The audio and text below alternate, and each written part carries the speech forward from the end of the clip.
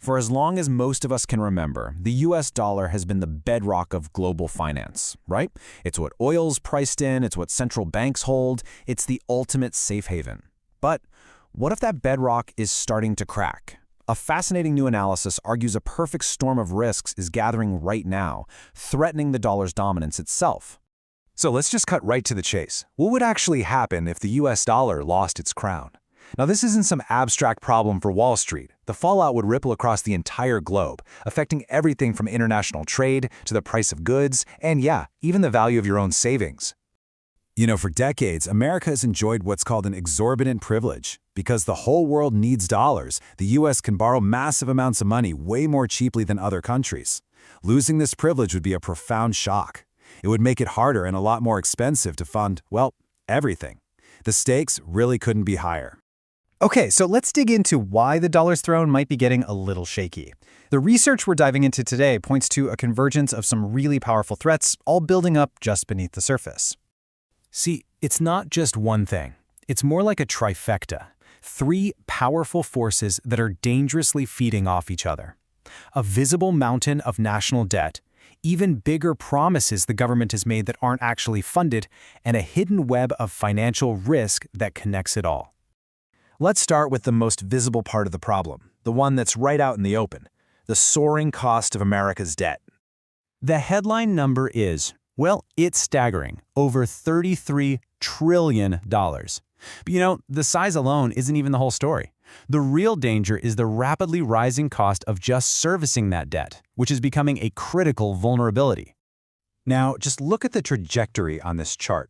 That dotted line shows where we're headed. We are on track to spend more on interest payments as a share of our economy than at any point since World War II. In fact, interest has already become the 3rd largest federal expense, right up there with what we spend on national defense. And as huge as that $33 trillion debt is, it's actually dwarfed by this next number, $73 trillion. According to this research, that's the estimated long-term shortfall for promises the U.S. has already made for Social Security and Medicare. This is the massive, unfunded part of the storm. This brings us to a really crucial concept from the economist Hyman Minsky. He called it Ponzi finance. Now, this is the deeply unstable state where you literally have to borrow new money just to pay the interest on your old debts. The source paper argues the U.S. is drifting dangerously close to this red zone. Why?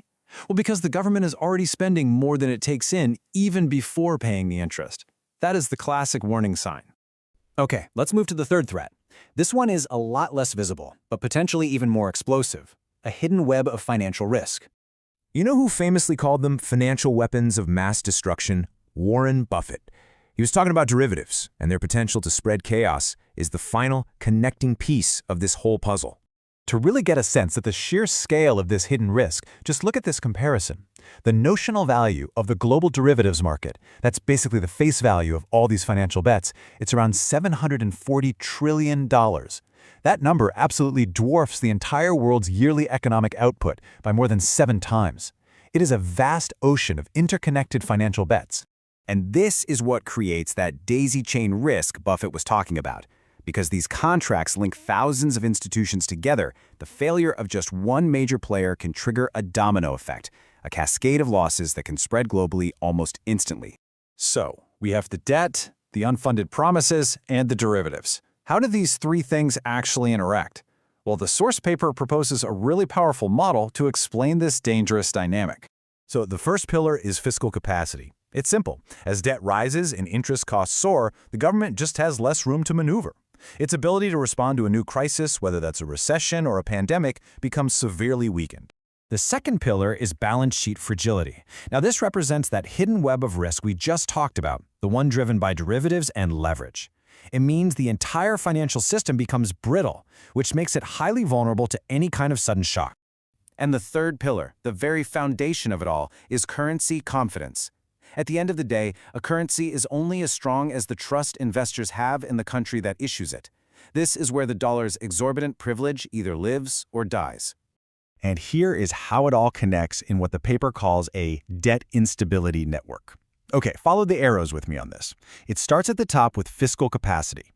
Rising debt starts to spook the markets. That pressure then flows down, destabilizing the whole financial system. That's the balance sheet fragility. A crisis there then completely shatters currency confidence. And that loss of confidence loops right back around, making it even more expensive for the US to borrow, which just worsens the fiscal capacity, and boom, you start the dangerous cycle all over again. So, that's the storm. It sounds pretty bleak, right? But the research doesn't just diagnose the problem. It also charts a potential path back to stability. The key here, and this is so important, is a coordinated plan. It needs serious fiscal reforms to get debt under control, smarter coordination on monetary policy, and some crucial regulatory fixes to make that hidden web of derivatives more transparent and resilient. The paper is really clear. No single solution is going to work. Because the problems are all tangled up in that feedback loop, the solutions have to be connected too. It has to be all three, working together to break the cycle. You know, the paper anchors its call for reform in a very old piece of wisdom. The borrower is servant to the lender. It's a powerful reminder that debt isn't just numbers on a spreadsheet. It represents a real loss of freedom, a loss of flexibility, which makes taking action a kind of moral imperative. So here's the crucial takeaway. The dollar's future isn't predetermined. It is not fate. It's a series of choices. This analysis shows us the path toward crisis, and it shows us the path toward stability. The final, unanswered question is, which one will be chosen?